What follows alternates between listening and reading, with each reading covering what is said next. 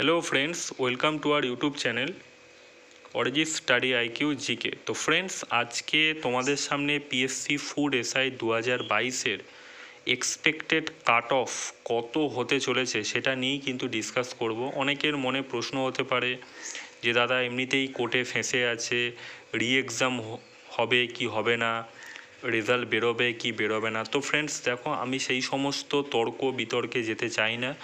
যেমনটা আমি তোমাদের বলেছিলাম যে একটা কাট অফের ভিডিও আনবো, সেই জন্যই কিন্তু আজকে ভিডিওটা তৈরি করা। ঠিক আছে? তো ফ্রেন্ডস, একটাই রিকোয়েস্ট করব, যারা যারা চ্যানেলে নতুন তারা অবশ্যই চ্যানেলটিকে সাবস্ক্রাইব করবে। যারা চ্যানেলটির সাথে অলরেডি যুক্ত রয়েছে তাদেরকে অসংখ্য ধন্যবাদ এইভাবে পাশে থাকার জন্য।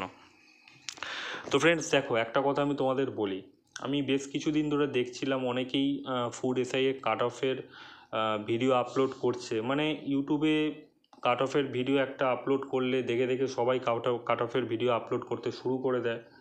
তো সেক্ষেত্রে অনেকেই আমি দেখলাম যারা যাদের কোনো জ্ঞান নেই, তারা 90-92 এর ওপরে কাট অফ করে দিয়েছে ইউআর ক্যাটাগরিতে। তো ফ্রেন্ডস দেখো, আমি তোমাদের একটা জেনারেল একটা কথা বলি, পিএসসিতে কোশ্চেন পেপার যতই ইজি হোক না কেন, আর পিএসসিতে কোশ্চেন পেপার যতই লিক হোক না কেন, কাট অফটা যদি 90-এর ওপরে যদি করে দেয়, 90% যদি ইউআর ক্যাটাগরিতে কাট অফ করে দেয়, তো সেক্ষেত্রে কিন্তু নেক্সট যখন রিক্রুটমেন্ট বেরোবে তখন আর ছাত্রছাত্রীরা ক্যান্ডিডেটসরা ফর্ম ফিল আপ করবে না, সেখান থেকে কিন্তু আর রাজ্য সরকারে আয় হবে না। ঠিক আছে? এই হচ্ছে মেন কথা। তো সেক্ষেত্রে পিএসসি কোনোভাবেই চাইবে না যে কাট অফটা এতটা হাই করে দিতে, যেখান থেকে পরবর্তীকালে ছেলেমেয়েরা যখন ফর্ম ফিল আপ করবে, যখন আবার ফুড এসআইয়ের রিক্রুটমেন্ট হবে হয়তো 3-4 বছর পরে হবে, তো সেক্ষেত্রে কিন্তু অনেকেই কিন্তু ফর্ম ফিল আপ করবে না, সেটা কিন্তু পিএসসির কাছে হিউজ লস। এইবার দেখো, কাট অফ আমি যেটা নিয়ে আসতে চলেছি, সেই কাট অফটা যদি এক্স্যাক্ট যদি মিলে যায়, আমি আশা করব আমার এই কাট অফটা বেশিরভাগ ক্ষেত্রেই মিলে যায়। তোমরা প্রত্যেকেই যারা যারা চ্যানেলের সাথে যুক্ত তারা জানো, আমার কাট অফের ভিডিওতে বেশিরভাগ cut off WBP, KP, excise সমস্ত কাট অফ কিন্তু মিলে গেছে। ঠিক আছে? তো সেক্ষেত্রে কাট অফটা যদি আমার মিলে যায়, ওকে, তো সেক্ষেত্রে কিন্তু বন্ধুরা, ধরো কেউ 90 পেলো, সেও পাস করবে, সেক্ষেত্রে কিন্তু তার ইন্টারভিউ ভালো হলো না, তাকে হয়তো কম নাম্বার দেওয়া হলো, এবং যে ধরো কম পেয়ে পাস করলো তার হয়তো ইন্টারভিউ ভালো হলো, তাহলে সে তার থেকে এগিয়ে গেল। তো এইভাবে কিন্তু আলটিমেট যখন কাট অফটা হবে তখন একটা ভিডিও বানাবো। কিন্তু এখন যে কাট অফের ভিডিওটা আমি বানাতে চলেছি, এটা একদম স্ট্যান্ডার্ড কাট অফ। আমার মনে হয় এর বাইরে কিন্তু কাট অফ হবে না। ঠিক আছে?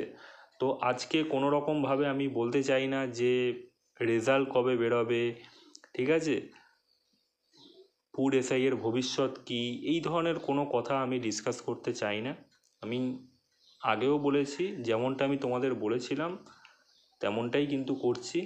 কাট অফের ভিডিও নিয়ে আসা আমার কাজ, আমি তাই নিয়ে এসেছি। ঠিক আছে? তো তো দেখো, ফুড এসআইয়ের কাট অফ ইউআর ক্যাটাগরিতে আমি রেখেছি 84.5। মোটামুটি যাদের 84 থেকে 85-এর মধ্যে আসছে তারা একদম সেফ, এর উপরে পেলে তো আর কোনো কথাই নেই। ওবিসি বি দেখো 84 আমি রেখেছি, ওবিসি এ দেখো 83.5 আমি রেখেছি, এসসি ক্যাটাগরিতে দেখো 82 রেখেছি, এসটি ক্যাটাগরিতে 81.5 রেখেছি।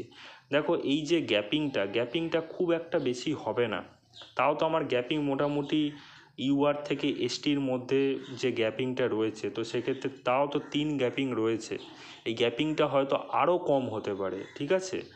তো তোমরা আগের বছরে কাট অফ দেখতে পারো, 2019 সালের কাট অফটা তোমরা দেখতে পারো, সেক্ষেত্রে কিন্তু গ্যাপিংটা খুব কম ছিল। ওকে, তো ফ্রেন্ডস দেখো, এই ছিল আজকের ভিডিও। আর যারা যারা পরবর্তীকালে পিএসসি ক্লার্কশিপ, পিএসসি মিসলেনিয়াসের মেন্স দেবে, তারা অবশ্যই চ্যানেলটির সাথে যুক্ত থাকবে, কারণ তোমাদের প্রত্যেকের জন্য আমি যেমনটা বলেছিলাম মেন্সের ভিডিও ছাড়া শুরু করব 2-3 মাস পর থেকে।